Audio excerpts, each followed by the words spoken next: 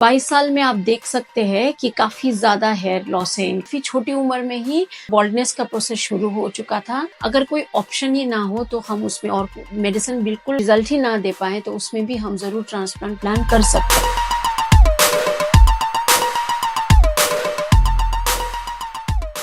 नमस्कार, मैं हूं डॉक्टर प्रतिभा प्रधान, डर्मेटोलॉजिस्ट एवं hair transplant surgeon, hair free hair grow Kolkata. तो आपके सामने हम आज एक केस लेके आ रहे हैं और ये केस खास इसलिए है क्योंकि जो पेशेंट है उनकी उम्र थोड़ी कम है। सो आजकल बहुत डिबेट होता है ट्रांसप्लांट की सही एज क्या है, तो उसी चीज को हम आज एड्रेस करेंगे। सो ये है मिस्टर चिरंतन मंडल और उनकी उम्र सिर्फ 22 साल है और 22 साल में आप देख सकते हैं कि काफी ज्यादा हेयर लॉस है इनको। आप ये सेकेंड पिक्चर देखेंगे, आप इसमें अप्रिशिएट कर सकते हैं कि इनका जो बॉल्डनेस है उसका ग्रेड 4 हो चुका है।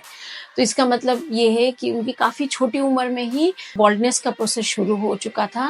22 साल आते आते इनका ये बहुत ज्यादा ग्रेड ऑफ बॉल्डनेस हो गया है। ऐसे जो 22 साल के जो पेशेंट है, बहुत कम उम्र के पेशेंट है, अभी वो कॉलेज में ही है, नर्सिंग के स्टूडेंट है, तो अभी कॉलेज में ही है और इतना ज्यादा ग्रेड ऑफ बॉल्डनेस आ गया है, तो इसमें क्या करें? तो देखिए, जब ग्रेड 4 आ जाता है तो यूजुअली मेडिसिन से उतना अच्छा रिजल्ट हम पेशेंट को नहीं दे पाते हैं, क्योंकि मेडिसिन से क्या होगा, ये जो आपकी एग्जिस्टिंग हेयर है, ये एग्जिस्टिंग हेयर मोटा हो जाएगा, पर जितना भी मोटा होगा वो उतना कवरेज नहीं दे पाएगी जितनी उनकी बॉल्डनेस है।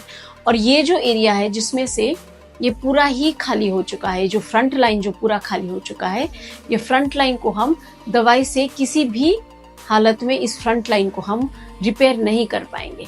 तो ऐसे पेशेंट जो आएंगे, ये देखिए साइड में भी आप देखेंगे पूरा ही खाली है। तो जहाँ पे बाल नहीं है वहां पे चाहे आप जितना भी मर्जी दवाई लगा लो, वो बाल वापस नहीं आते हैं, ये तो आपको पता ही है ना। तो इसीलिए हमको इनका उम्र 22 होते हुए भी हेयर ट्रांसप्लांट हमको प्लान करना पड़ा। तो इनका अगर आप डोनर देखेंगे, डोनर भी बहुत अच्छा है, डोनर अभी स्ट्रॉन्ग ही है, क्योंकि एज क्राउन एरिया अगर आप देखेंगे, क्राउन एरिया में भी स्लाइट थिनिंग आ रही है, पर इसको हम अभी ट्रांसप्लांट करने का कोई जरूरत नहीं है।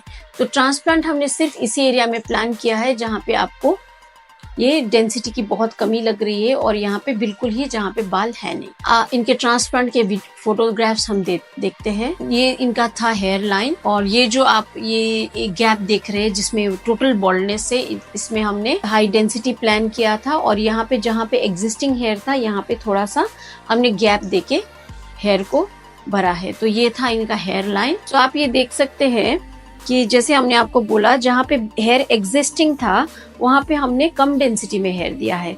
जो उनका एग्जिस्टिंग हेयर था, तो आप ये देख सकते हैं हमने लगभग इतना एरिया कवर किया है इनका। और आप ये देखेंगे यहाँ पे जो है फ्रंट में जो डेंसिटी है, बहुत हाई डेंसिटी में दिया है।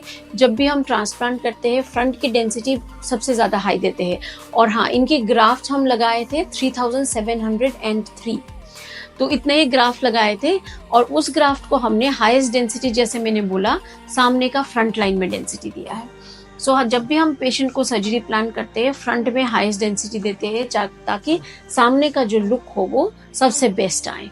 और जैसे इनका आपका एग्जिस्टिंग हेयर दिख रहा था आपको सर्जरी से पहले जो फोटोज में, हमने उन एग्जिस्टिंग हेयर्स को बचाते हुए बहुत फैला के बाकी के ग्राफ्स लगाए हुए, जिसमें से क्या होगा, जब हम मेडिसिन देंगे, पीआरपी देंगे, एग्जिस्टिंग हेयर भी ग्रो करेगा, वो थिक होंगे और साथ साथ में जो बीच में जो गैप्स है, जहाँ पे बाल टोटली डैमेज थे उनके, वो वाले गैप्स भी हमने ऐसे करके थोड़ा सा लो डेंसिटी करके तो फिलअप किया हुआ है। तो आप इनका शेडिंग फेज का हम कुछ फोटोज दिखा रहे हैं। हाँ, इनमें से अभी बाल ग्रो नहीं हुआ है, ये हेयर जो है ये शेड हो रहे हैं और थोड़ा सा फिर भी आप अप्रिशिएट कर सकते हैं कि थोड़ा यहाँ पे हेयर लाइन थोड़ा इनका फॉर्म हुआ है। चीज याद रखना है, जब भी आपका शेडिंग फेज होता है किसी किसी पेशेंट में, ये जो एग्जिस्टिंग हेयर था इनका पहले, ये भी शेड हो सकता है। तो पर वो जो शेड होगा वो दोनों ही आएंगे, एग्जिस्टिंग हेयर भी वापस आएंगे और आपका शेड जो ट्रांसप्लांटेड हेयर जो शेड हुआ है वो भी वापस आएंगे। अगर आपका इनका रिजल्ट देखेंगे तो ये तरह का रिजल्ट आया है। ये मैंने आपको जो दिखा रही हूँ वो 10 मंथ्स का रिजल्ट है।